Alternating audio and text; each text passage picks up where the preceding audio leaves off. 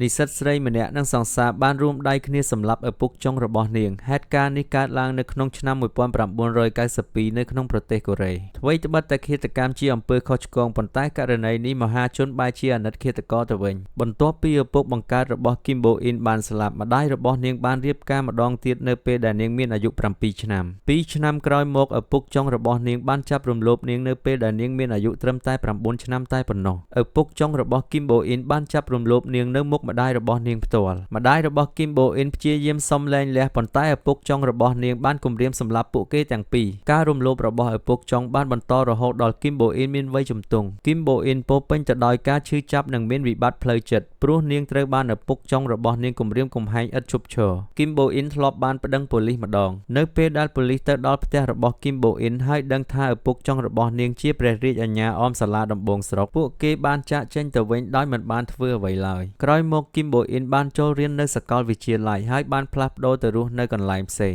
គីមបូអ៊ីនសប្បាយចិត្តខ្លាំងណាស់នៅពេលដែលបានរួចផុតពីឪពុកចុងចិត្តបិសាចប៉ុន្តែឪពុកចុងរបស់នាងបានបង្ខំឲ្យនាងទៅផ្ទះរៀងរាល់ចុងសប្តាហ៍ក្នុងអំឡុងពេលនោះគីមបូអ៊ីនបានណាត់ជួបនិស្សិតមហាវិទ្យាល័យម្នាក់ឈ្មោះថាគីមឈិនវ៉ននៅពេលដែលគីមបូអ៊ីននៅជាមួយនឹងគីមឈិនវ៉ននាងសប្បាយចិត្តខ្លាំងណាស់ប៉ុន្តែនាងមានអារម្មណ៍ថាមិនស្រួលក្នុងចិត្តឡើយរហូតដល់ថ្ងៃមួយគីមបូអ៊ីនបានសារភាពប្រាប់សង្សារនាងថានាងត្រូវបានឪពុកចុងរបស់នាងរំលោភពេលនោះគីមឈិនវ៉នមានអារម្មណ៍ថាតក់ស្លុតយ៉ាងខ្លាំងប៉ុន្តែគាត់បាននិយាយថាគាត់នឹងមិនបោះបង់នាងចោលឡើយនៅថ្ងៃកើតហេតុគីមបូអ៊ីនបានជួបឪពុកចុងរបស់នាងនៅផ្ទះមួយហើយធ្វើឲ្យគាត់ស្រវឹងពេលនោះគីមបូអ៊ីននិងគីមឈិនវ៉នបានចងដៃចងជើងឪពុកចុងរបស់នាងហើយបានចាក់ឪពុកចុងចិត្តបិសាចនោះជាច្រើនកាំបិតបន្ទាប់មកពួកគេទាំងពីរបានរៀបចំកន្លែងកើតហេតុដើម្បីឲ្យមើលទៅដូចជាចោរប្លន់និងសម្លាប់គីមបូអ៊ីនជាអ្នករាយការណ៍ទៅប៉ូលីសថាចោរបានចូលទៅចាក់សម្លាប់ឪពុកចុងរបស់នាងប៉ុន្តែសពត្រូវបានគេប្រទះឃើញនៅក្នុងបន្ទប់បឹងគីឡូមួយទៅវិញប៉ូលីសឆ្ងល់ថាតើគីមបូអ៊ីននិងឪពុកចុងរបស់នាងនៅក្នុងបន្ទប់នោះជាមួយគ្នាឬ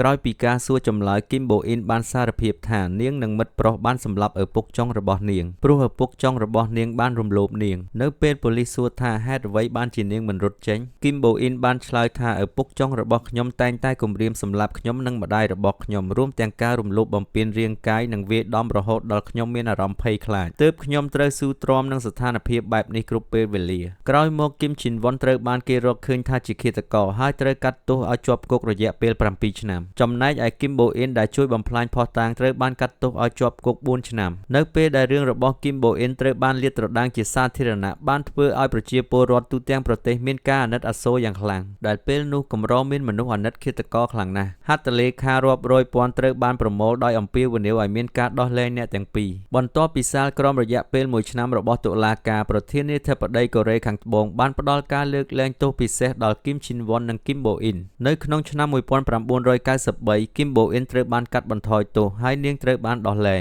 ខណៈដែលគីមឈិនវ៉នត្រូវបានកាត់បន្ថយទោសពាក់កណ្ដាលហើយគាត់ត្រូវបានដោះលែងនៅឆ្នាំ1995បន្ទាប់ពីការដោះលែងគីមបូអ៊ីនបានទៅសួរសុខទុក្ខឪពុកម្ដាយរបស់គីមឈិនវ៉នដើម្បីសុំទោសចំពោះការដែលធ្វើឲ្យកូនប្រុសរបស់គាត់ជាប់គុកប៉ុន្តែឪពុកម្ដាយរបស់គីមឈិនវ៉នបានមកអោបនាងហើយនិយាយថាវាមិនមែនជាកំហុសរបស់កូននោះទេឈប់បន្ទោសខ្លួនឯងទៀតទៅគីមឈិនវ៉នបាននិយាយថាយើងសម្លាប់សត្វមិនមែនសម្លាប់មនុស្សនោះទេចាប់តាំងពីពេលនោះមកគីមបូអ៊ីនបានរស់នៅដោយមានសុភមង្គល